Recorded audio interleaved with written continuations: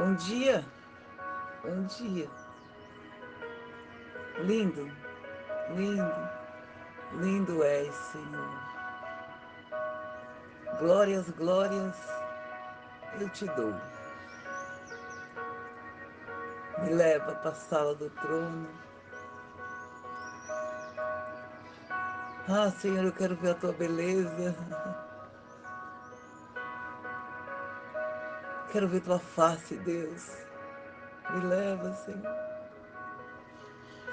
Me leva para a sala do trono. Bom dia. Quero ver tua face, Deus. Quero ver tua face, Deus. Louvado seja o nome dele. Bendito seja o nome do Deus Todo-Poderoso. Ebenezer, até aqui nos tem ajudado, Senhor.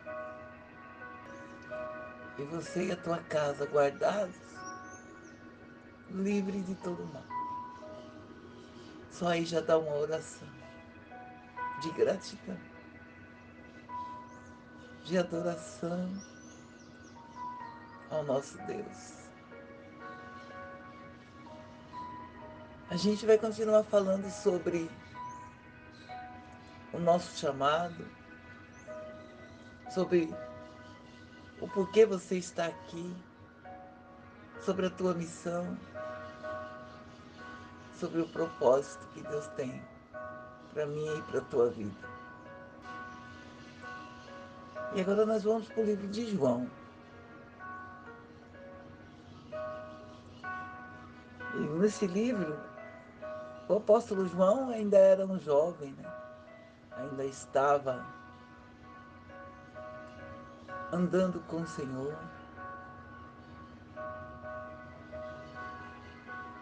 Não é, não é o João da ilha de Patmos, o ancião exilado lá, das cartas para a igreja. Mas é aquele que faz parte dos discípulos mais chegados do Senhor.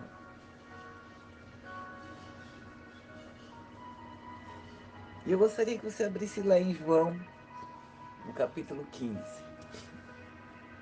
Nós vamos ler do versículo 1 ao 11, que está falando assim. É engraçado que nós estamos nas últimas instruções de Cristo. Ele já sabe que vai ser entregue e vai para a cruz. É as últimas advertências, tipo assim, eu estou indo. Sabe quando o pai e a mãe vai viajar e eles, antes de sair, começam, olha filha, não faça isso, não faça aquilo, toma cuidado com isso. É isso. São as últimas instruções para os discípulos. Começa assim, eu sou a videira verdadeira e o meu pai é o lavrador ou o agricultor. Toda vara em mim que não dá fruto, atira e limpa toda aquela que dá fruto, para que dê mais frutos. Vós já está limpo pela palavra que eu vos tenho falado. Estais em mim e eu em vós, como a vara de si mesma não pode dar fruto, se não tiver na videira. Assim também vós, se não estiverdes em mim. Eu sou a videira, vós as varas. Quem está em mim e eu nele, esse dá muitos frutos. Porque sem mim nada podeis fazer. Se alguém não estiver em mim, será lançado fora como a vara, e secará, e as colhem e as lançam no fogo, e elas ardem. Se vós estiverdes em mim, e as minhas palavras estiverem em vós, pedireis tudo o que quiser, e vos será feito. Nisto é glorificado o meu Pai, que deis muitos frutos, e assim sereis meus discípulos. Como o Pai me amou, também eu vos amei, a vós. Permanecei no meu amor. Se guardares os meus mandamentos, permanecereis no meu amor, do mesmo modo que eu tenho guardado os mandamentos de meu Pai, e permaneço no seu amor. Tenho-vos dito isso para que a minha alegria permaneça em vós e que a vossa alegria seja completa. Amém? Glória a Deus. Se eu perguntasse aqui agora, se você se considera discípulo de Jesus, provavelmente todos vocês responderiam sim, sou discípulo.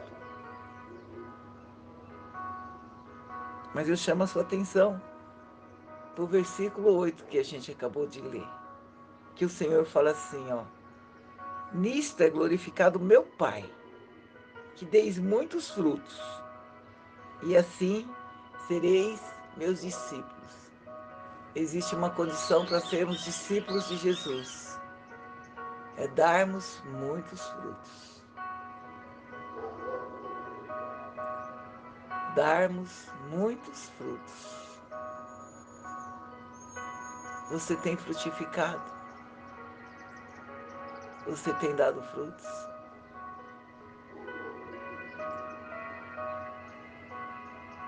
É engraçado que o livro de João, todos os outros apóstolos, se você for ver, quando eles começam falando do Messias, eles começam retratando da genealogia de Jesus, né? Eles vêm falando de quem Jesus é filho. Mateus começa assim: o livro da geração de Jesus Cristo, filho de Davi, filho de Abraão. Aí vem falando, né, a genealogia toda. Mas João não. João começa assim: no princípio. No princípio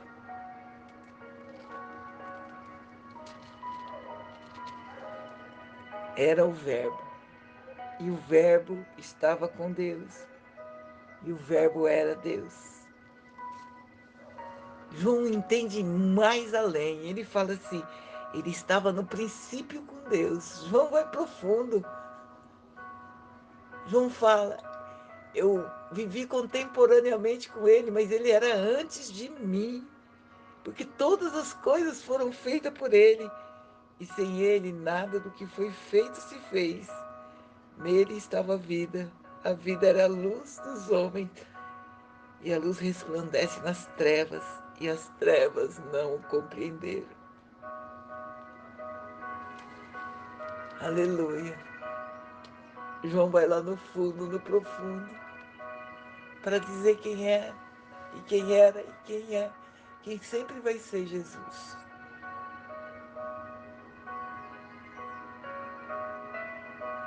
O Verbo se fez carne e habitou entre nós. E se você for lá no livro de João, você vai ver que assim, no capítulo 1 ao 15, ao 11, Jesus dirige toda a sua atenção ao povo. João começa falando da cruzada do Senhor. Ele fala com as multidões, fazendo os milagres, os sinais, assim como ele transformou a água em vinho naquele casamento, que ele chegou, aleluia. E o que faltava naquele casamento, o Senhor trouxe. O que falta no seu casamento, só o Senhor pode trazer. Creia nisso, só o Senhor. O encontro dele com aquela mulher samaritana, que ela ia lá para tirar água, e ele falou: se você soubesse quem te pede água, mulher, tu pediria e nunca mais teria sede. Você está falando com a água da vida, mulher. Ele curou o filho daquele centurião, que era todo poderoso, mas não tinha controle, não podia ordenar que aquela doença saísse. E o Senhor o curou. Ele estava numa casa fazendo um culto e 4 amigos baixaram ali, destelharam a casa e baixaram aquele coxo na cama para que o Senhor o curasse. Ele fez a multiplicação dos pães e dos peixes. Alimentou mais de 5.000 pessoas com 5 pães. Aleluia. O Senhor é a resposta para tudo. Ele curou um cego de nascença. Ele fez coxos andarem. Ele limpou os leprosos. Ele libertou os cativos.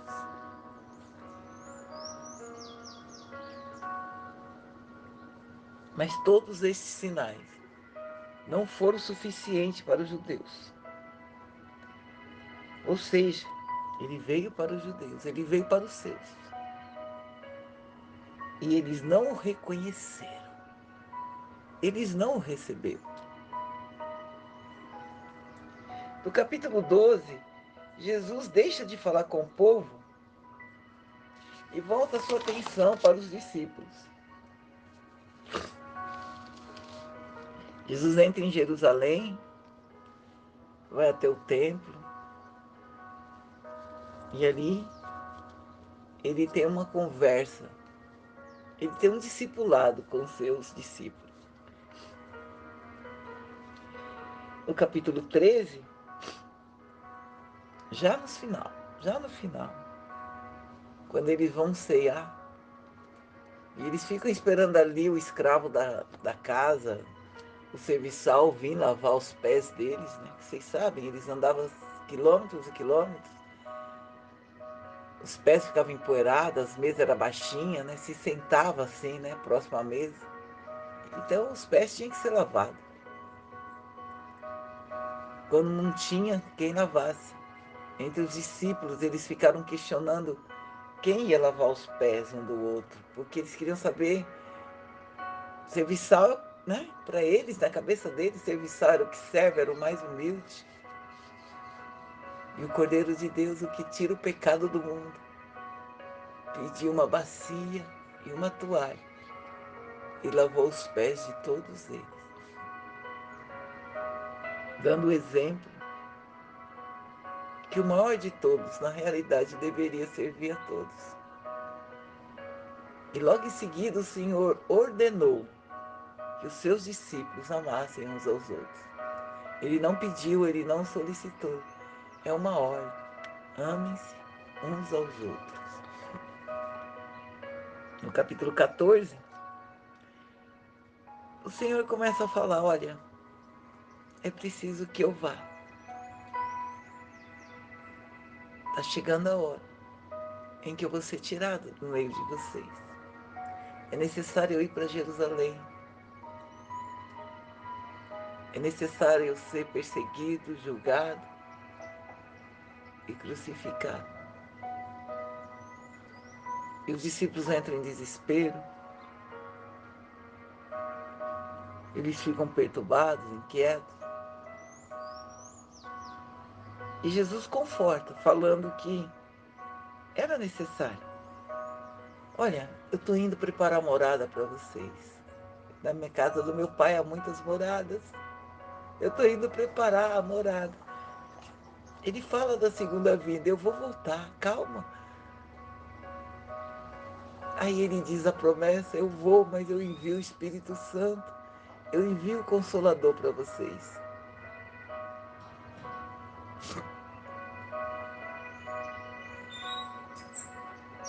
E agora no capítulo 15,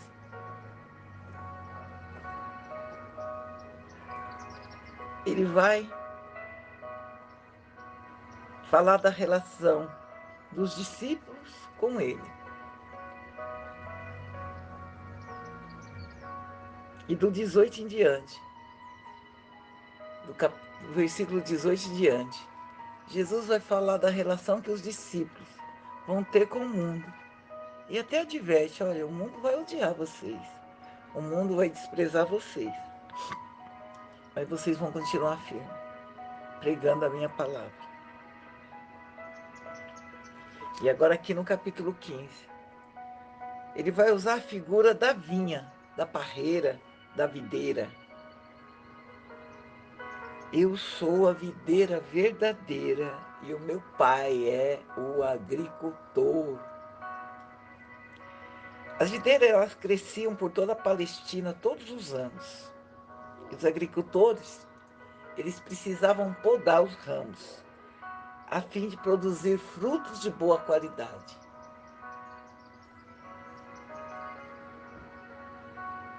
E no Velho Testamento é engraçado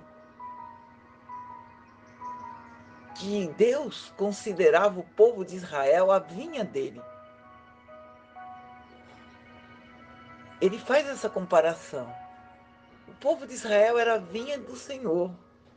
Em Isaías 5, no versículo 1 e 2, se você quiser abrir lá, vai dizer assim: diz que Deus plantou essa vinha no melhor terreno, que Deus limpou, que Deus tratou, adubou e cercou para tomar cuidado.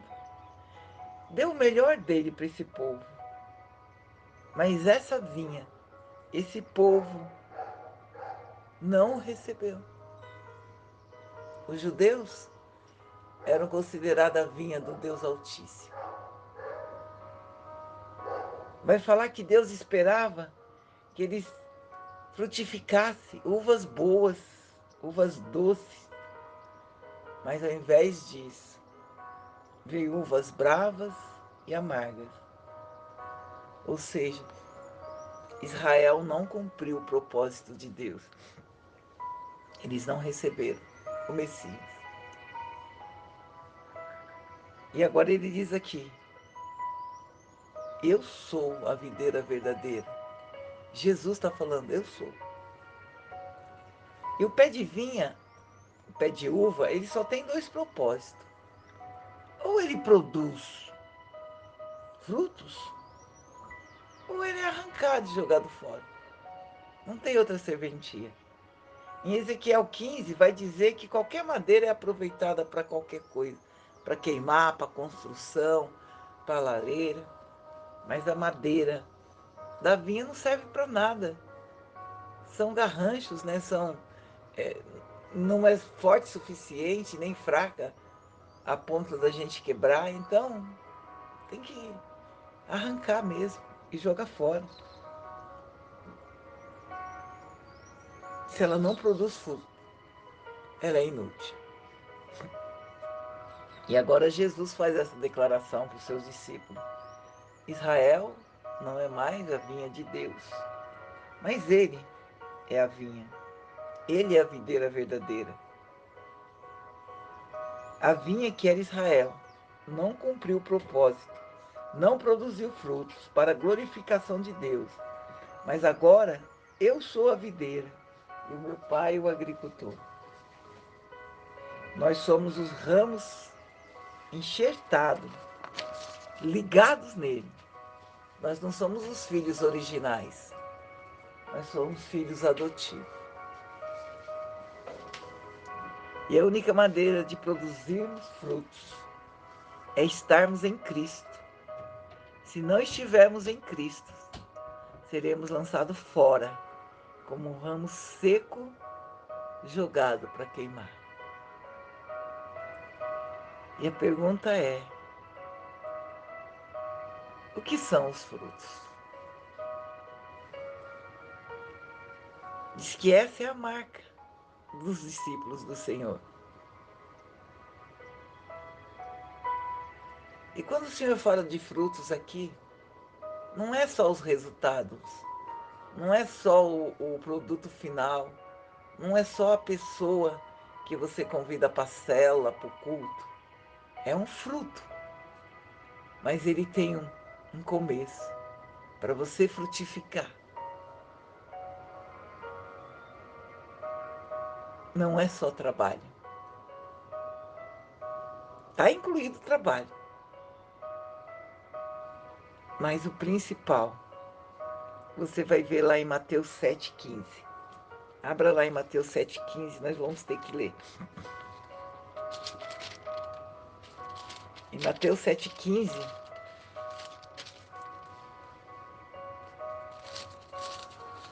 Mateus 7, a partir do versículo 15, vai falar assim: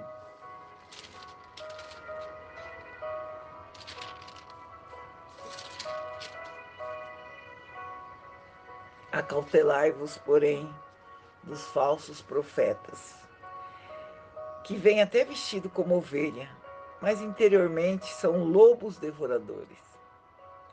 Porque seus frutos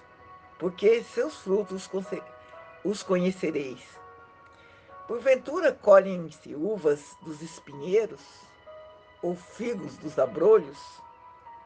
Assim, toda árvore boa produz bons frutos, e toda árvore má produz maus frutos, frutos maus.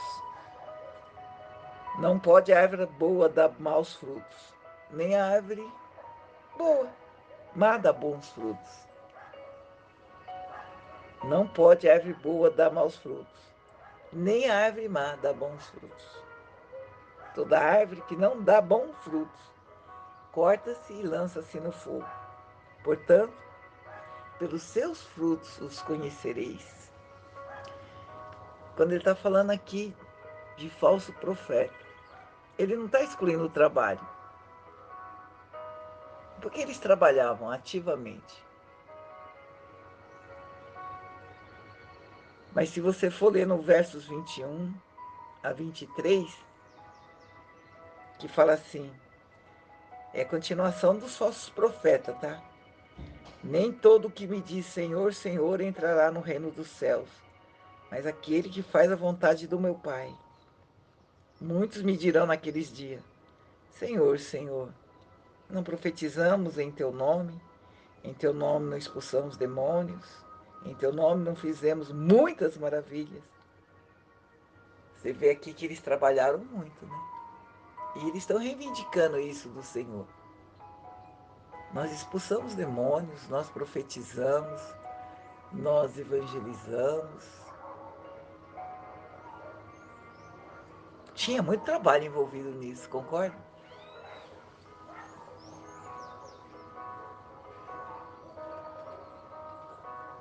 Tinha muito trabalho envolvido nisso. Mas se você for ler até o final, no versículo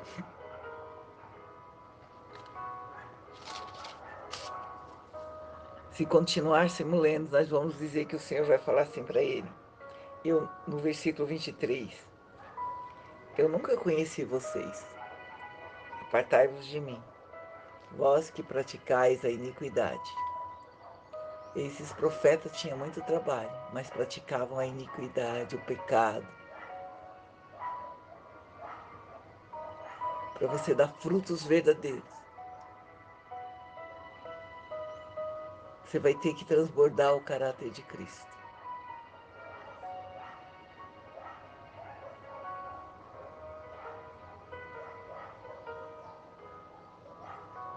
Jesus está falando da prestação de conta que nós vamos ter que dar com Ele nos últimos dias. Mateus 25, vai lá.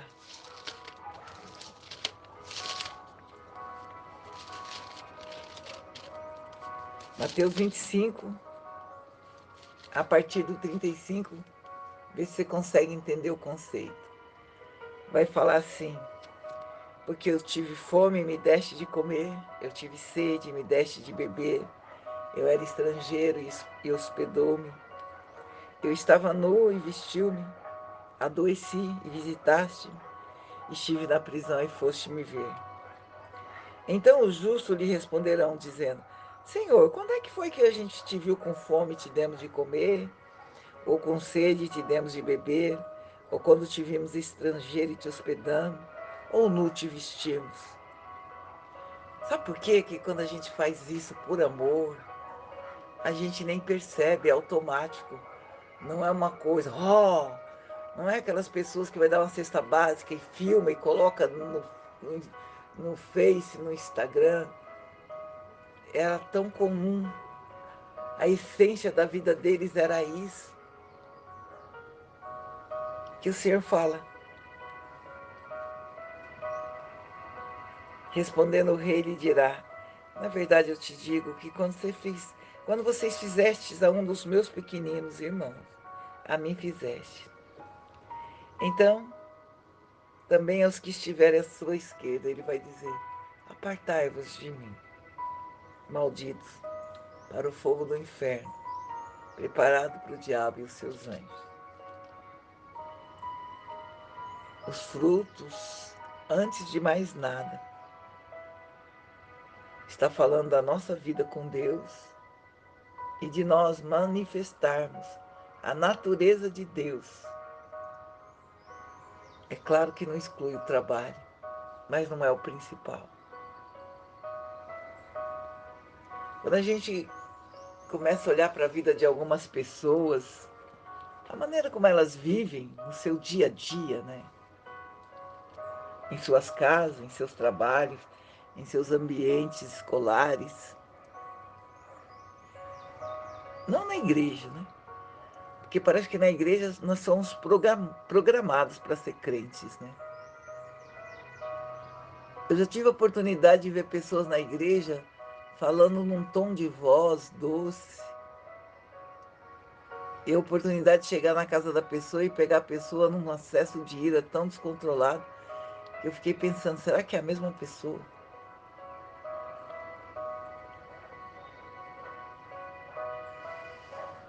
No versículo 4 e 5, ele diz assim, em permanecer em Cristo, pois sem Ele nada podemos fazer. Os galhos extraem os nutrientes da seiva do tronco. O Senhor fala assim, a minha palavra precisa permanecer em vocês e vocês em mim. A nossa comunhão, a nossa relação com Jesus vai afetar a nossa produtividade na frutificação. Em Atos 4:13, depois você abre lá e vê, os gregos eles estavam reclamando que as viúvas deles estavam meio abandonadas. Ou seja, vocês falam tanto em caridade, em fazer, em ajudar os órfãos, as viúvas, e eu não estou vendo isso da parte de vocês.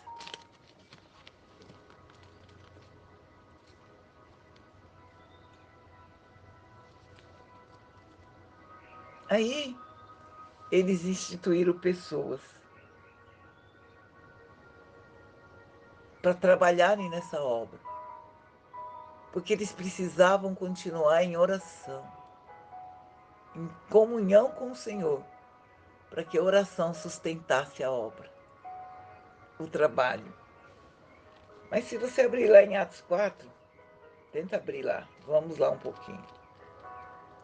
Você já sabe que o devocional hoje é mais longo, né? Então não se desespere não. Até 1 hora e 10 a gente acaba. Em Atos 4, no versículo 13, vocês vão ver que as pessoas enxergavam naqueles homens a evidência. Eles enxergavam com clareza o caráter de Cristo neles.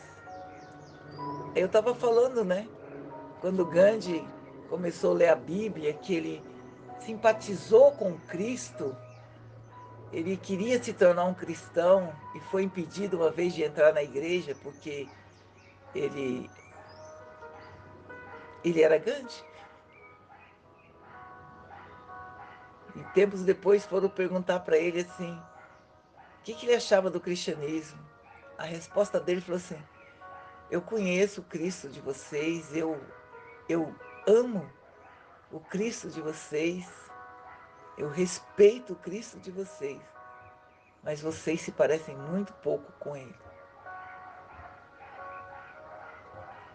Aí em Atos 4, no versículo 13, vai falar assim: então eles, vendo a ousadia de Pedro e João, e informado de que eram homens sem letras, indoutos, se maravilharam e tinham conhecimento de que eles haviam estado com Jesus. Aleluia!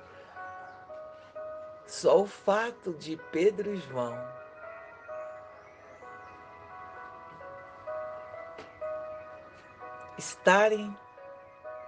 tiveram o privilégio de andar com Cristo por um tempo, eles já refletiam, eles já emanavam a essência, o caráter de Cristo. Aqueles estavam maravilhados, sabe por quê? Porque esses homens não sabiam nem falar, eles não tinham estudo. Então,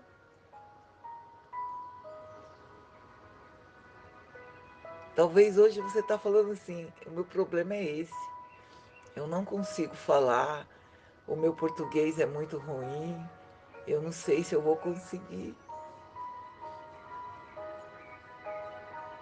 Mas eles estavam ali tomados pelo poder do Espírito Santo de Deus. Eles disseram: eis-nos aqui, Senhor, nós queremos fazer a obra. E o Senhor os capacitou. A gente precisa ser parecido com aquele que nós admiramos, louvamos, glorificamos e aceitamos como Rei.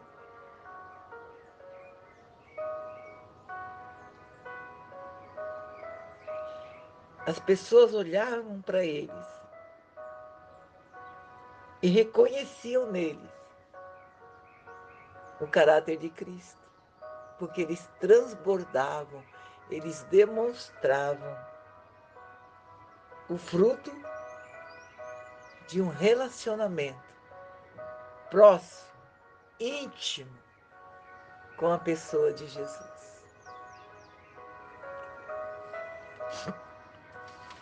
Aquilo que nós podemos fazer para Deus está intimamente ligado o quanto nós estamos próximo dele.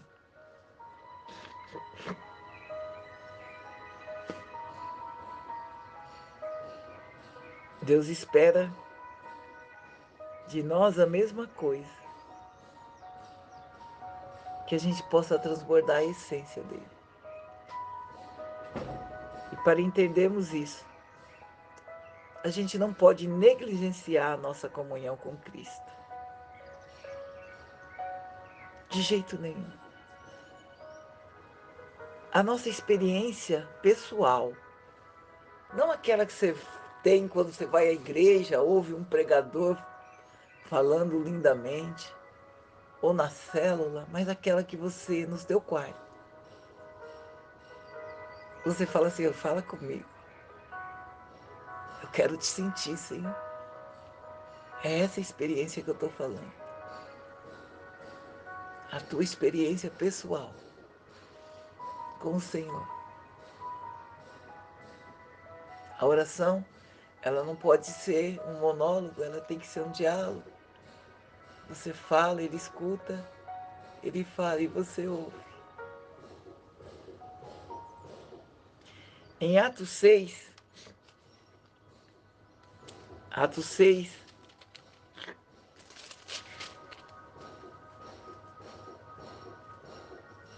de 1 a 4, a gente já leu. Eu disse que Pedro delegou as funções para que ele tivesse mais tempo para orar. E quando eu digo trabalhar para o reino, não é sobrecarregar você de tarefas, não. Não. O Senhor não está aqui para oprimir as pessoas, não. Nem quer que você saia do seu emprego para fazer a obra. Nem quer que deixe você cuidar da casa para fazer a obra. Mas aí quietinha na tua casa agora, se você quiser, você pode ligar para alguém e falar do amor de Cristo. Você pode convidar alguém para ouvir uma palavra. Você pode enviar um link. As coisas do Senhor são leves, são programadas. E Ele está no controle de tudo. Mas Ele precisa ouvir que você deseja ser discípulo, que você deseja frutificar.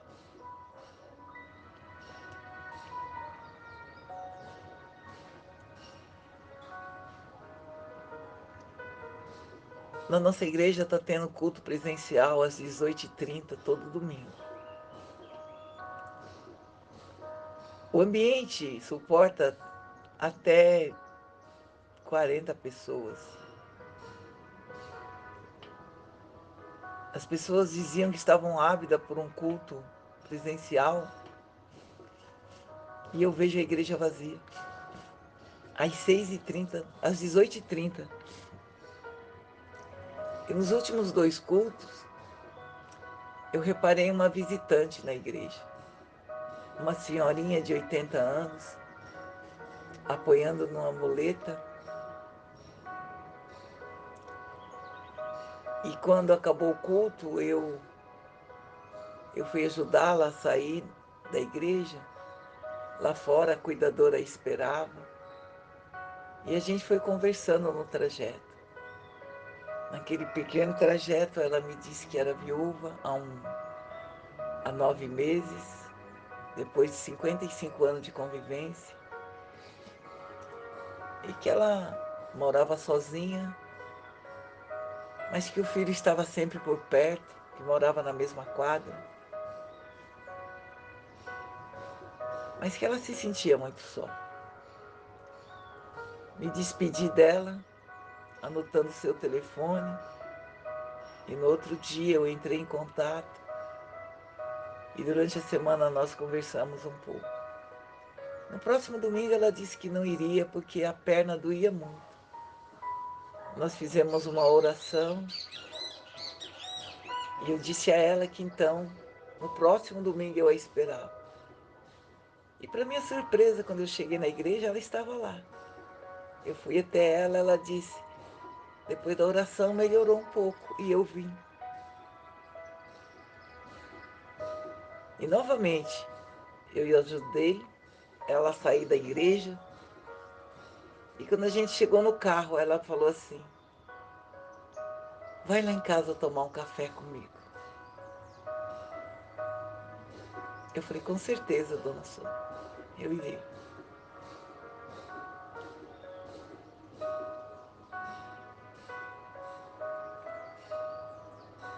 Fazer a obra. E eu fiquei querendo entender o que levaria uma pessoa a convidar a outra para tomar um café com ela, sendo que a viu 2 vezes. E o Espírito Santo ministrou no meu coração.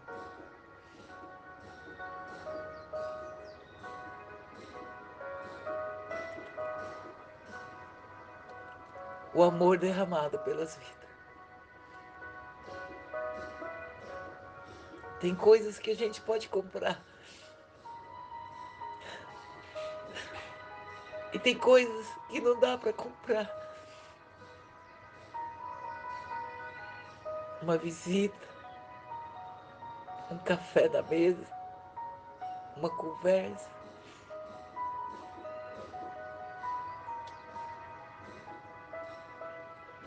Um amor derramado.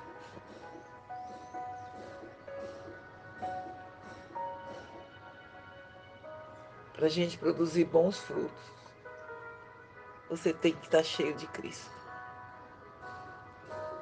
Cristo é o combustível. Qual seria a motivação correta para frutificar? Correta. Muitas vezes, não é o que a gente faz que está errado, mas é a motivação. A motivação errada pode estragar tudo. Jesus fala em darmos muito fruto. E quando ele fala para darmos muito fruto, ele está falando de resultados, né? Quantas pessoas você salvou, quantas pessoas você falou de Cristo.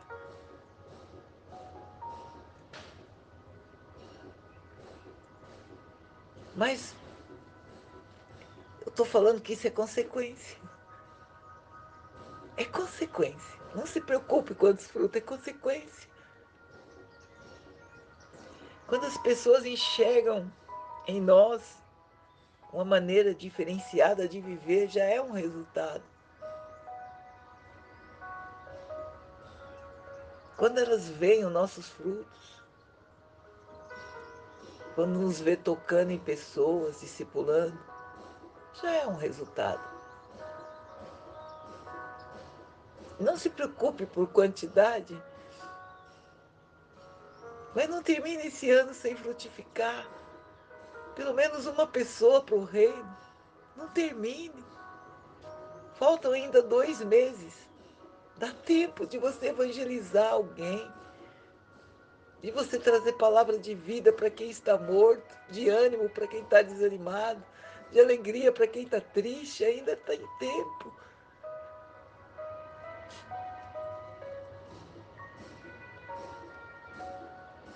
Mas não deixe que os resultados te orgulhem. Quando você começa a achar que é você que está fazendo, que é da tua força, porque não é. Não é da tua força. Em Deuteronômio 8, 17 e 18 diz assim: não diga no teu coração que a minha força e a fortaleza do meu braço que me adquiriu este poder. Antes, lembra-te do Senhor teu Deus, que Ele que te dá força para adquirir esse poder. A gente vê às vezes os ministérios crescer, pessoas crescerem, e aí eles ficam tão orgulhosos de si mesmos, né? Tão cheios de si. Títulos, né? Às vezes derruba as pessoas. A gente via Nabucodonosor dizer assim: esta grande Babilônia que eu fiz, para depois a gente ouvir: caiu, caiu Babilônia, porque os reinos caem, os reis caem, os presidentes caem, as potências caem, e, e a palavra do Senhor permanece para sempre. Ecoa de eternidade em eternidade. Aleluia! Louvado seja o nome do Senhor. O único propósito de darmos frutos é glorificar o Pai.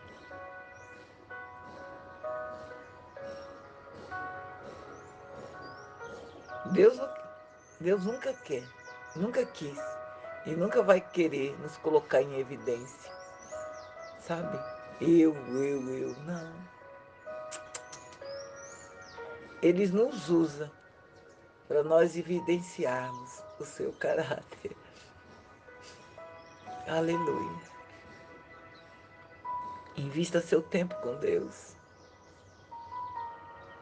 Extrai de Deus as habilidades para frutificar. Fala, Senhor, me dá estratégia. Como eu faço para chegar naquela pessoa? Me ajuda, Senhor, me ensina. Paulo, Paulo dizia que ele trabalhava muito. Ele falou assim: eu trabalhei mais que vocês. O que vocês estão falando aí? Mas ele não falava isso para bater no peito e dizer: olha, eu sou o bambambam, eu sou o cara. Não. Paulo fala assim: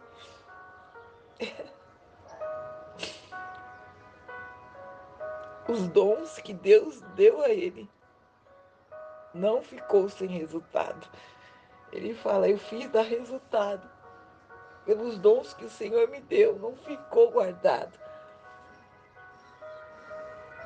Foi pela graça de Deus que Paulo realizou tudo o que ele realizou.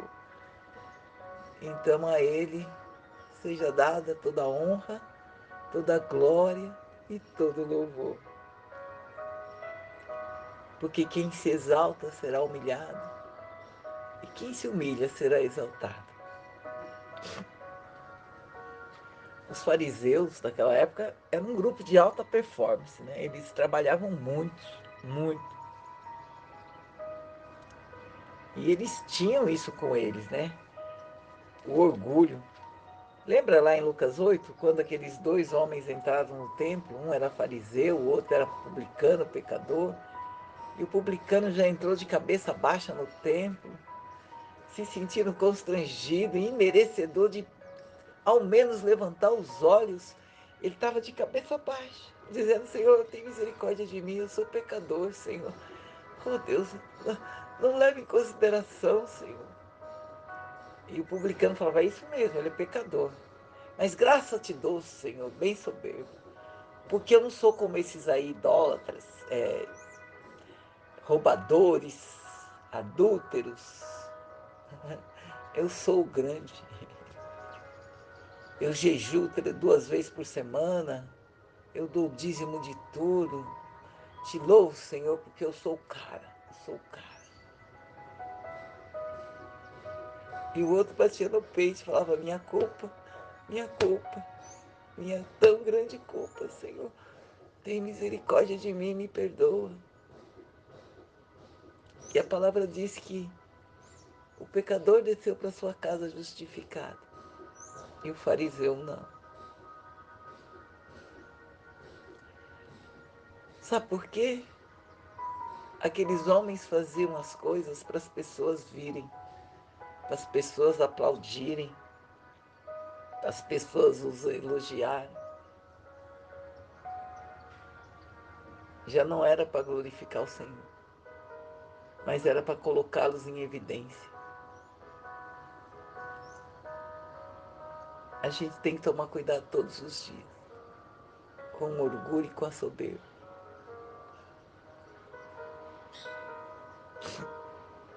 Vocês estão lembrados, né? Da igreja modelo, né? A igreja de Éfeso, lembra? Lá em Apocalipse que a gente leu. Era uma igreja que trabalhava direitinho, que estava bonitinha, que tinha resultados, que tinha bons frutos. Mas quando o Senhor fez um raio-x daquela igreja, lembra o que aconteceu? Ele falou: eu conheço as tuas obras, Éfeso. Eu conheço o seu trabalho, eu conheço o resultado. Eu conheço o zelo que vocês tratam a palavra, combatendo os falsos profetas. Mas eu tenho contra ti, que abandonaste o teu primeiro amor. Tu não me amas mais como me amavas. Tu não pregas mais como pregavas. Tu não evangeliza mais como evangelizava. Volta, reconhece onde você caiu. E volta a praticar as primeiras obras. Sabe quando você foi para a igreja? A alegria no teu coração, a novidade de vida com o Senhor. Esse amor não pode apagar. A vontade de falar para um amigo, para amiga: olha, eu encontrei um lugar onde os meus problemas não foram todos embora, mas eu sei lidar agora de maneira diferente.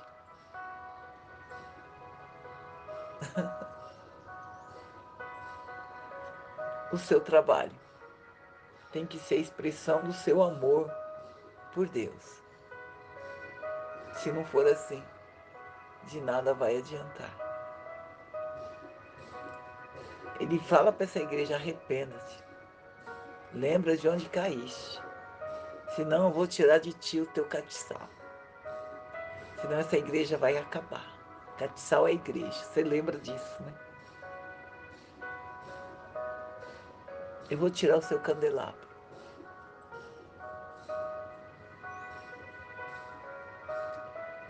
Quando Jesus pergunta para Pedro 3 vezes: Pedro, tu me amas? E ele fala: eu sim, Senhor, eu te amo. E o Senhor fala: apacenta as minhas ovelhas. A única coisa que o Senhor quer do discípulo dele é que ele apacente as ovelhas dele. É que ele alimente as ovelhas. É que ele ame, cuide das ovelhas. Às vezes a gente não consegue cuidar nem dos nossos, na nossa casa. a gente não consegue pregar para eles. E eu vou te dizer, talvez você não precisa pregar, talvez você precisa mudar. Porque quando você mudar de verdade, eles vão querer saber quem foi que te mudou. E vai ser uma oportunidade para você falar do seu Deus.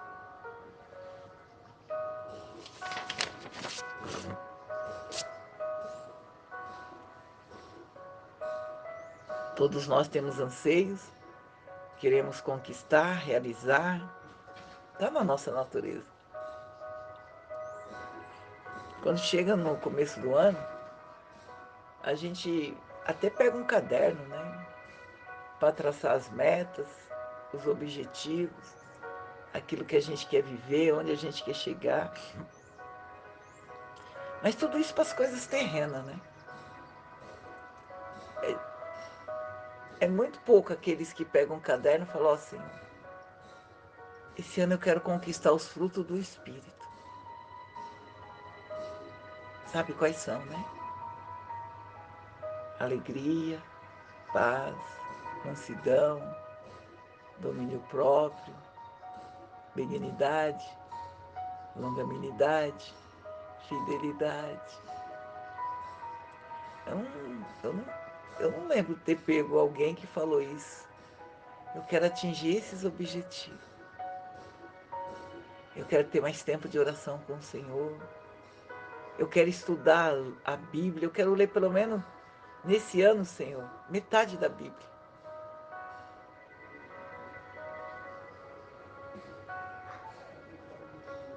A gente põe um monte de energia para realizar as coisas terrenas. E quando trata das espirituais, a gente nem se preocupa com isso.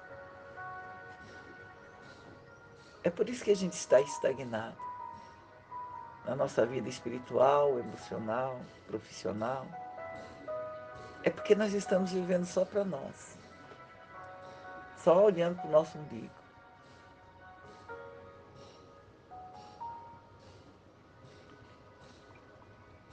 Diz que o mar morto é morto, sabe por quê? Porque ele só recebe água, ele não distribui as águas dele. A água dele evapora e fica ali o sal. Por isso que as pessoas boiam no mar morto. Ele é morto, ele é pesado. E quando você retém tudo para você, de uma forma ou de outra elas vão embora. Porque você fica sem vida. Nós fomos criados para sermos abençoadores.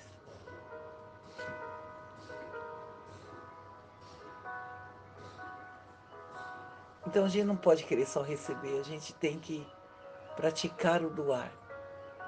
Doar amor, doar atenção, doar a palavra, doar um sorriso, doar seu trabalho.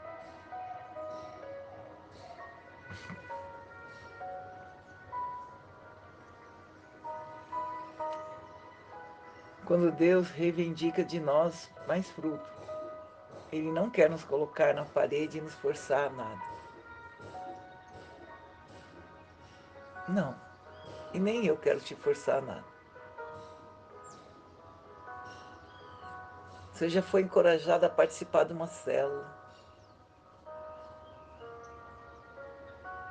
E eu quero te encorajar, colocar uma semente no teu coração. Não para agora, não para já. Mas ter uma célula é uma forma de evangelizar, de frutificar. Existem processos, mas se você sonhar com a célula, independente da condição que você está vendo agora, se você desejar, você vai estar dando um pulo, um salto, e vai estar abrindo uma porta para evangelizar. Assim como eu estou fazendo aqui agora. Sonhar com a liderança de uma célula é sonhar em tocar em pessoas, em abençoar pessoas, em fazer parte do testemunho de pessoas.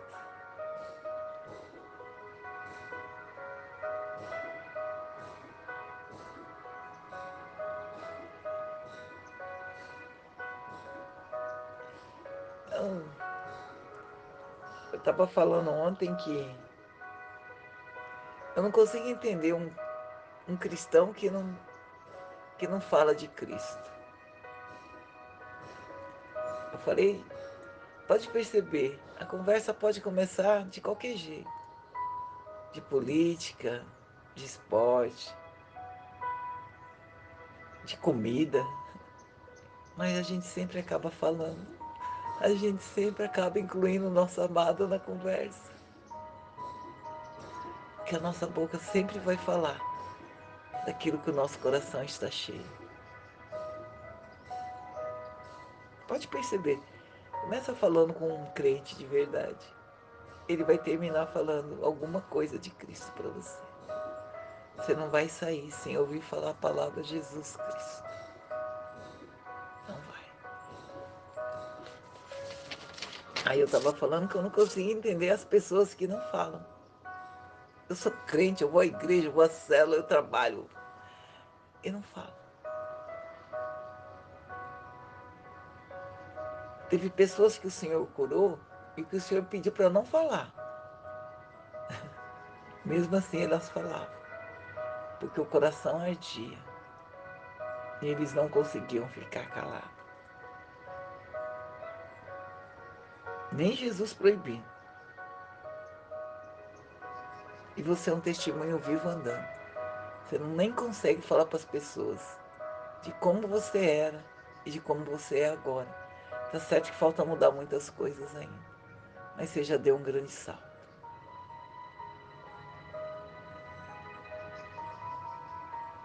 Os frutos são sim as pessoas que você leva a ter Jesus, mas não é só isso.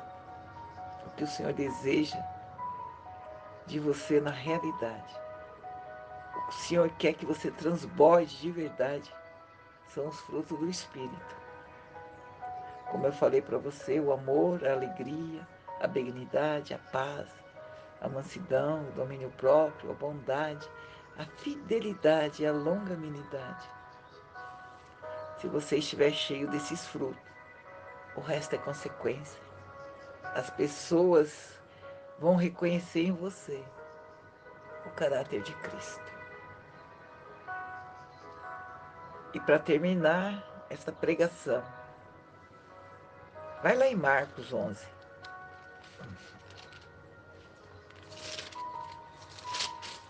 Em Marcos 11, a partir do 13, fala assim: E vendo de longe uma figueira, lembra, a gente começou esse devocional falando da videira, que Cristo é a videira verdadeira e nós somos o ramo. E os ramos têm que dar fruto. Se os ramos não der fruto, serão arrancados. E a gente só pode dar fruto se nós estivermos ligados na videira. E que nós somos os galhos enxertados, que nós somos filhos adotivos. E para terminar, eu vou estar falando de uma outra árvore. Vendo de longe uma figueira que tinha folhas, foi ver se acharia nela alguma coisa. Jesus e seus discípulos estavam vindo da purificação do templo. Eles estavam viajando e eles estavam com fome, sentiram fome. E de longe Jesus viu uma figueira cheia de folha. Só que ele não achou figo, porque não era tempo de dar figo. Mas aquela árvore ali era uma anomalia. Ela estava ali cheia de folhas, mas ela não tinha frutos. E Jesus, falando para a figueira, disse: Nunca mais alguém coma fruto de ti. E os seus discípulos ouviram isso. Depois de lá, o Senhor foi até o templo para expulsar os mercadores que estavam fazendo da casa do Senhor comércio. É alguma coisa quase que igual. usando a casa do Senhor para ganhar dinheiro. Se olhasse de fora, aquele templo parecia assim, cheio de fé. Mas não é. Aquela figueira parecia que tinha frutos, mas não tinha. Meu Deus. Tem que existir uma harmonia, meu irmão, entre a sua aparência e a sua essência. Entre o que você fala e o que você faz. E aquela figueira secou. No dia seguinte, conta a história, se você for ler, que quando passaram por lá, a figueira estava seca, da raiz à ponta.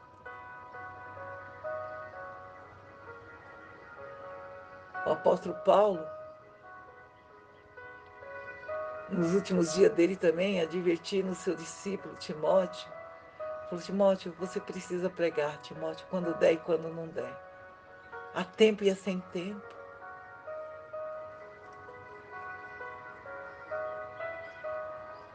Aquela figueira tinha aparência de frutificação, mas não era, não tinha.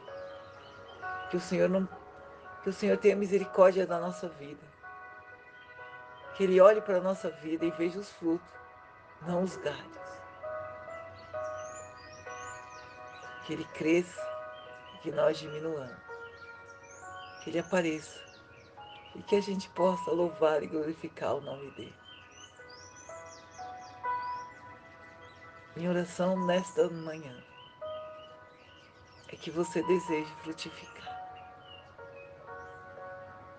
É que você deseje refletir os frutos do Espírito. E que a condição para ser discípulo do Senhor seja realização na tua vida. Frutificar. Em nome de Jesus. Bom dia. Bom dia. Bom final de semana. Bom dia, graça e paz, meus irmãos em Cristo. Primeiro, quero te agradecer imensamente por você ter acessado esse link e ouvido essa palavra. Essa palavra foi importante para você? Falou ao teu coração? Então, por favor, inscreva-se neste canal. Acesse o sininho, compartilhe, comente. Nos ajude a expandir o reino de Deus aqui na terra. Amém?